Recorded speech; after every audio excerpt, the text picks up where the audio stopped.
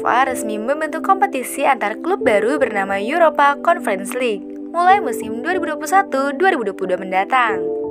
Europa Conference League dijadikan kompetisi strata ketiga setelah Champions League dan Europa League. Europa Conference League ini setidaknya telah dibahas UEFA sejak 2015 silam. Turnamen yang tadinya diberi nama UEFA Europa League 2 ini akhirnya disepakati Komite Eksekutif UEFA dalam pertemuan di Dublin, Irlandia pada Desember 2018. Conference League akan diikuti 32 tim sejak fase grup. Kompetisi ini akan menggelar 141 pertandingan dengan jadwal sepak bola pada Kamis atau Jumat dini hari waktu Indonesia, berbarengan dengan Europa League. Berkenaan dengan hadirnya Conference League, maka format Europa League pun akan diubah. Europa League akan diikuti 32 tim yang sebelumnya 48 tim, sementara Liga Champions tidak berpengaruh. Europa Conference League akan melengkapi sistem promosi yang diterapkan UEFA sejak 2015. Sistem ini membuat kompetisi antar Eropa memiliki kesinambungan seperti piramida liga domestik. Juara Europa League mendapat tiket otomatis ke fase grup Liga Champions, sedangkan juara Conference League akan memperoleh entry langsung ke Europa League. Lantas, mengapa Conference League dibentuk? UEFA Conference League diniatkan sebagai wadah bersaing klub-klub dari asosiasi pinggiran. Selama ini, eksklusivitas Liga Champions dan Europa League memunculkan kerisauan tersendiri terhadap nasib klub-klub dari Liga Conference menengah ke bawah, seperti Republik Ceko, Polandia, Finlandia, dan lainnya. Liga Champions dan Europa League selalu didominasi klub-klub dari Liga Papan Atas, terutama dari mereka yang biasa disebut 5 Liga Top Eropa.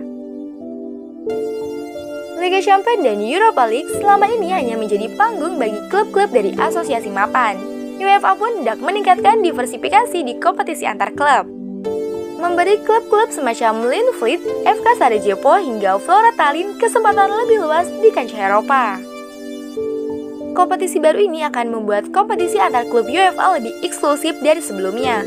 Akan ada lebih banyak pertandingan bagi lebih banyak klub, dengan lebih banyak asosiasi yang terwakili di babak grup, kata Presiden UEFA Alexander Čeferin. Total akan ada 148 tim yang berpartisipasi sejak babak kualifikasi pertama hingga putaran final. Tidak ada entry otomatis ke fase grup dalam kompetisi ini. Susunan 32 tim fase grup terdiri dari 22 klub yang lolos kualifikasi dan 10 klub yang gugur di babak play-off Europa League. Sebagai kompetisi kelas 3, Conference League akan mengakomodasi lebih banyak klub-klub dari asosiasi menengah ke bawah. Asosiasi di peringkat 16 hingga 50 UEFA, yaitu seperti Serbia hingga Montenegro akan mendapat jatah 3 tim untuk kompetisi ini.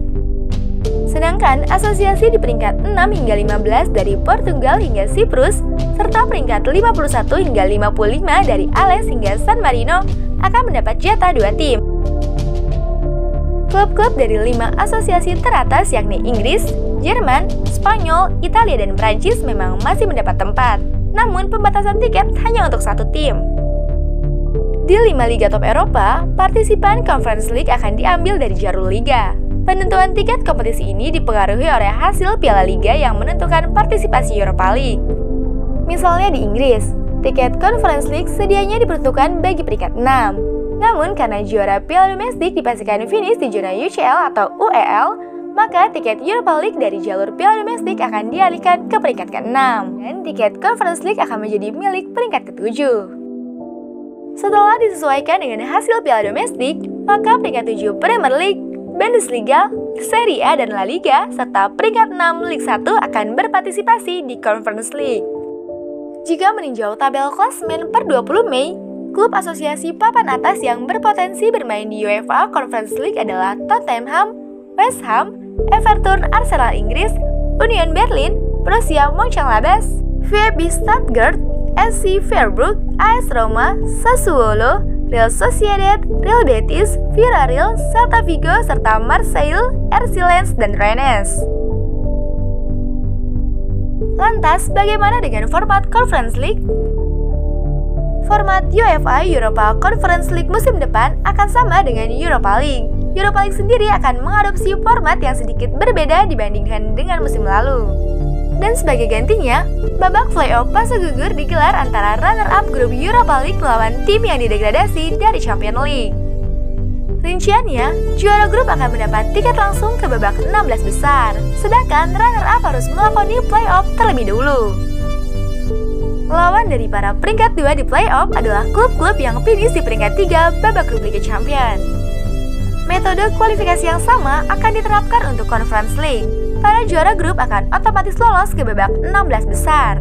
Sedangkan runner-up mesti menghadapi peringkat ketiga fase grup Europa League untuk mencapai babak selanjutnya. Sistem pertandingan Conference League sendiri sama seperti dua kompetisi lainnya.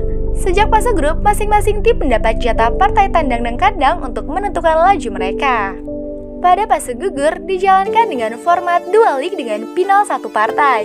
Final perdana UEFA Conference League akan digelar di Tirana, Albania pada 25 Mei 2022. Banyaknya klub pinggiran yang berpartisipasi menjadi daya tarik tersendiri bagi kompetisi ini. Lantas, siapakah yang akan menjadi juara perdana Conference League? Dan seputar UEFA Europa Conference League. Sampai jumpa di informasi-informasi unik dan menarik lainnya seputar dunia sepak bola dan salam olahraga.